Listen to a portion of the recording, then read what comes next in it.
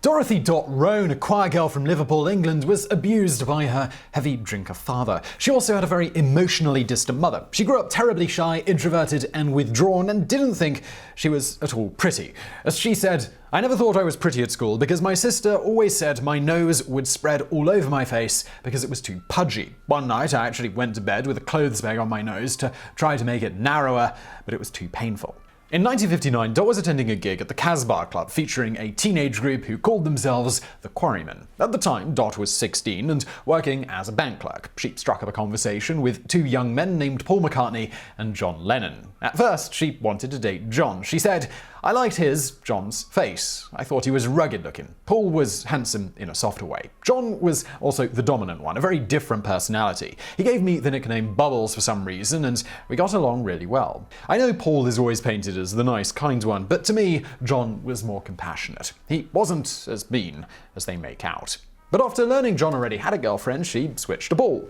We were sitting around talking, and I said I felt a bit woozy, that I might faint, and went outside into the garden. Paul came out after me to see if I was alright, and it was then that he said, "Do you fancy going out?" This had been my plan, and it worked a treat. But although I had moments of being very bold, all the doubts then came out. Anyway, I said yes, and we agreed to meet somewhere. It could have been Penny Lane, which was roughly halfway between our houses.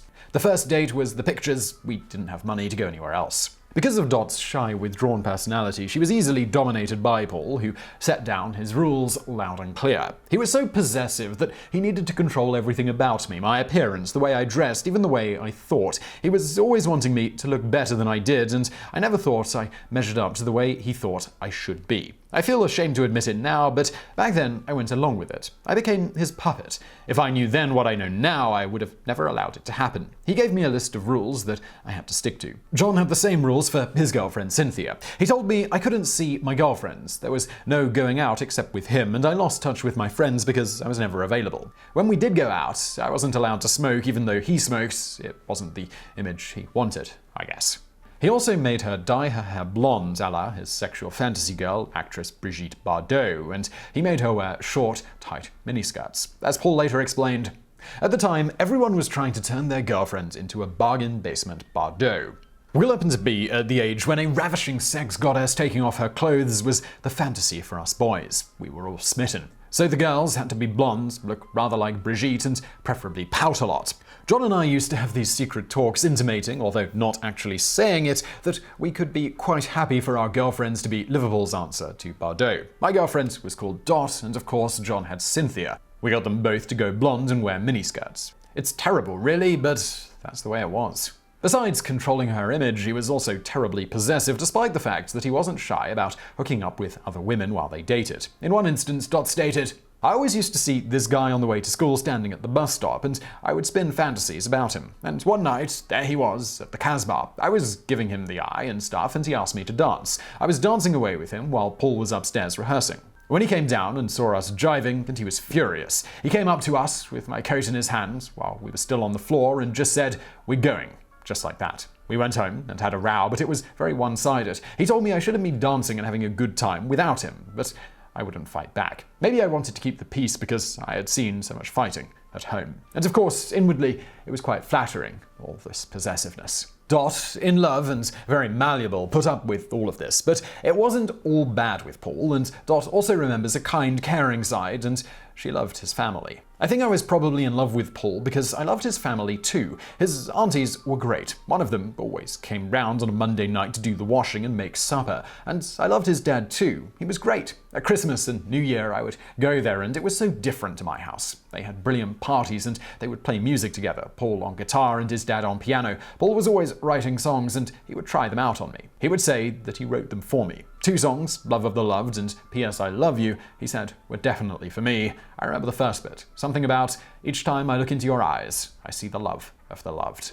It is such a long time ago. P.S. I Love You must have been written later in Hamburg because the words were about writing home to a loved one. Paul got Dot pregnant sometime in 1961. Paul's very conservative father forbade them giving the baby up for adoption, and a wedding was planned. Paul bought his expectant girlfriend a gold engagement ring and was ready to go through with it. It was going to be in a registry office. It wasn't going to be a big wedding. No one had any money. I was going to live with his dad in their house. Everything was set. My mum went to see his dad. Paul's dad was great. My mum was awful. She said I couldn't be wheeling a pram around because of the neighbours, but he said he'd be proud to have me wheel a pram. He was really good. He put his arm around me, made me feel looked after. If Dot did give birth, the entire history of the Beatles would, of course, have been changed. But fate intervened, and she miscarried after 3 months. The wedding was cancelled. She was initially devastated. As for Paul, he seemed a bit upset, but deep down, he was probably relieved. With hindsight, so am I. When I look back on what happened to Paul after the Beatles became famous, I know it would have never worked between us. When the bands went off to play in Hamburg, Germany, Paul would write to Dot almost every day. He would also get together with other women, but Dot ignored this, only confronting him about a love letter she found to Paul from a German girl about how she couldn't wait for him to come back. He dismissed the issue, and it wasn't discussed again. While the group was in Germany, Dot and Cynthia went to visit the boys. When they arrived, the idyllic image of our handsome heroes waiting for us with open arms on the platform of a foreign station, all misty and romantic, kept us occupied. But by this time, they were all drinking heavily and taking pills to keep them awake. When we arrived, it was morning, and they hadn't been to bed all night. They were drunk or whatever, and their eyes were popping out of their heads. While there, Dot and Paul lived together in a cabin on a houseboat. About these happy days, Dot recalled the two as being very cuddly, lovely, close. However, by the summer of 1962, with the Beatles on the brink of national fame, Paul decided to call it quits with Dot. Despite the actual breakup being abrupt, she saw it coming. I could see that Paul was growing away from me. I knew what was coming. And all these years, he had been having his bits on the side, and it was getting so easy for him. He was young, and he couldn't resist. That was a time of sadness, but also release. I didn't keep trying so hard, or worrying about trying to keep up, or saying the right things, or not having my hair right, or not being enough fun. Finally, one night, Dot was decked out in a baggy sweater with curlers in her hair when Paul came knocking. Paul said, "We've been going out so long that it was either get married or split up." He said, "I don't want to get married, so even though I love you, we'll have to finish." He didn't cry, but I knew he felt badly and he was sorry, just by the way he looked. I burst out crying. I said, "How can you do this? What am I going to do?" I thought he might come back because it had been 3 years, but I suppose really I knew. At this point, Dot no longer had the ability to pay for her flat, which Paul had been helping her out with, but she soon was able to move into a flat near Cynthia, who had recently found out that she was pregnant. This way, she could be there to support Cynthia. Perhaps it was also in her mind that she'd then get a chance to see Paul. I used to see Paul when he came with John, and one time he took me out in the car. He started being okay, and maybe he just wanted to see if we could get back together, but he ended up being nasty again because he didn't like my nylons, which were patterned with diamonds. As I said, looks were everything. He was very superficial then, though I'm sure he's changed quite a bit. I cried and cried for weeks after Paul and I split up. I didn't go out because I hardly had any friends anyway. It was probably 3 or 4 months before I got myself together.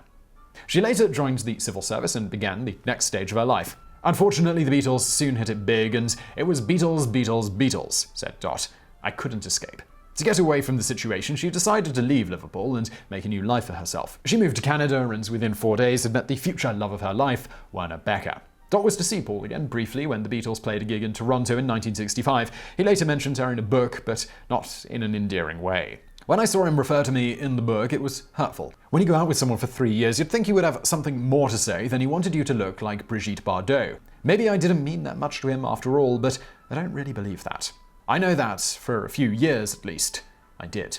Many years later, when Paul's group Wings played the Maple Leaf Garden, Paul invited his ex-girlfriend to the show and sent a Rolls-Royce to pick up Dot, her husband, and her daughter. After the concert, Paul and Dot got a chance to be together and talk. Paul answered many questions that Dot had about their time together. According to her friend Sandra, this meeting with Paul helped Dot tremendously. When she met Paul again, the ghost was laid, said Sandra. At last, Dot Rhone, Paul McCartney's first serious girlfriend, had achieved her own closure. So I really hope you found that video interesting. If you did, please do give us a thumbs up below, and don't forget to subscribe for brand new videos just like this every day of the week. For more from me, why not check out my other channel called Highlight History? You will find that linked to below. And as always, thank you for watching.